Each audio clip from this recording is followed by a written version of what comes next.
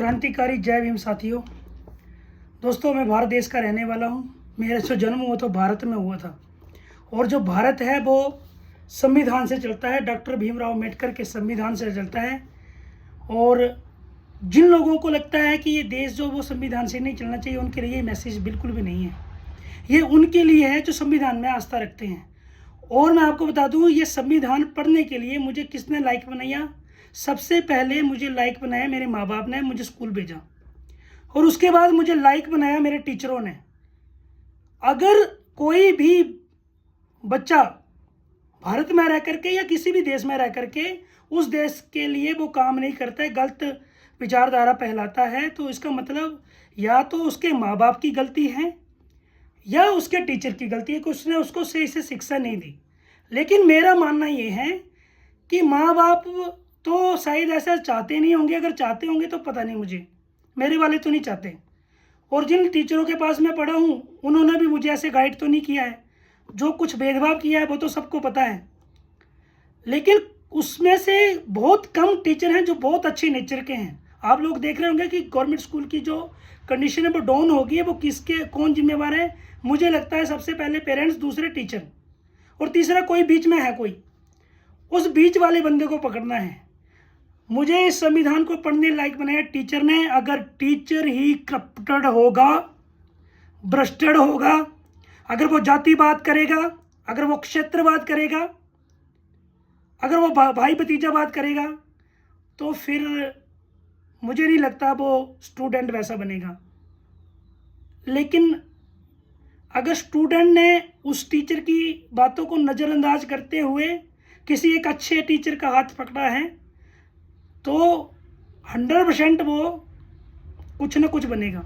और मैं आपको यहाँ पे बता दूँ कि टीचर जो वो नेशनल बिल्डर है। टीचर ही देश में एक भगत सिंह जैसा क्रांतिकारी लीडर तैयार करता है। टीचर ही एक डॉक्टर BR अम्बेडकर जैसे नॉलेज ऑफ सिंबल जिसे पूरा वर्ल्ड नाम मानता है, वैसे ऐसे मतलब मैं तो कुछ नहीं बोल सकता, वो जिंदा है, मुझे तो ऐसा लगता है। वो आत्माएं हैं, वो पुण्य आत्माएं। मुझे लगता है वो हमारे साथ इधर उधर घूम रही हैं, तभी तो हमारे अंदर वो क्रांति आ रही है।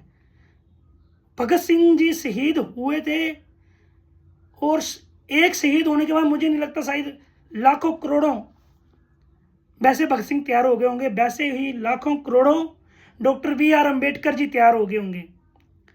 अगर टीचर करप्टेड है, कोई दिक्कत है, कोई परेशानी है, आप मेरे साथ संपर्क कर सकते हैं। नहीं तो आप सबके पास फ़ोन है, उसके अंदर सब सारी डिटेल लिखी गई है। और कहीं पे भी अगर अभी पुनः पंचायती चुनाव चल रहे हैं हिमाचल प्रदेश के अंदर, 26 और कल 28 को और 30 को होने जा रहे हैं, 31 को रिजल्ट निकलेगा, और आपको लग रहा है कि कहीं पे कुछ गलत हो रहा है, तो मेरे दोस्तों गूगल पे जाइए, जिससे आपने बात करनी है उससे बात कीजिए, DC का नंबर ढूंढिए, जाए जो आपको ढूंढना है, जो आपको एजुकेशन मिली हुई है, ये किसी से पता कर लीजिए। 1100 नंबर पे कॉल कर दीजिए, मेल कर दीजिए, मेल ID मिल जाएगी आपको, कहाँ मेल करनी है आपको सब पता है। लेकिन अगर आप लोग ईमानदार हैं और गलत लोगों का साथ दे रहे हैं, गलत लोगों को चुनाव में उतार रहे हैं और उसके बाद उसका समर्थन कर रहे हैं, उसको ज़्यादा वोटिंग कर रहे हैं, और वो आपके वोटों के द्वारा चुन के आ रहा है, तो कहीं ना कहीं गलती आपकी है भाई साहब। आपको खुद पता होना चाहिए। और जहाँ पे भी गलती हुई है, मुझे लग रहा है कि सब लोगों को, मुझे लग रहा है कि मैसेज पहुँच चुका है कि कहीं ना कहीं गलती हो रही है। और अगर कल और 30 तारीख को जहाँ पे भी वोटिंग हो रही है और गलती हो रही है, तो वहाँ पे CCTV कैमरे को एक बार चेक कर लीजिए, और वहाँ पे आपको ऑटोमेटिकली पता चल जाएगा। जहाँ गलती हो रही है आवाज़ उठाइए, डरने की ज़रूरत नहीं है। यहाँ पे ये भारत देश है। अगर पुलिस करप्टेड है तो डरिए मत आप, इंडियन आर्मी की आपके साथ है। आपके गांव के अंदर बहुत सारे लोग एक्स सर्विस मैन रिटायर्ड हुए हैं या ड्यूटी पे हैं, या कुछ नौजवान जो हैं वो इंडियन आर्मी की वर्दी पहनना चाहते हैं, और कुछ नालायक कुछ ऐसे अंड संड बोलते हैं, उसकी तो हम बात नहीं करते और करनी भी नहीं है।